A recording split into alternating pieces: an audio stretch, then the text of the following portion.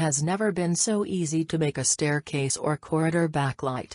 Install an addressable LED strip.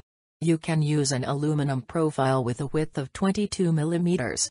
At the beginning of the strip, connect the master module. At the end, install a wireless slave module of the laser sensor. For example, fix the profile on the wall. Glue the surface of the profile with insulating tape to prevent short circuits at the soldering points. Connect the master module at the beginning of the strip. On the other side, install the slave module. You can use the power of the LED strip to power it. Connect to the master module via Wi-Fi and configure the type of strip, response distance, effects, etc. Check how everything works.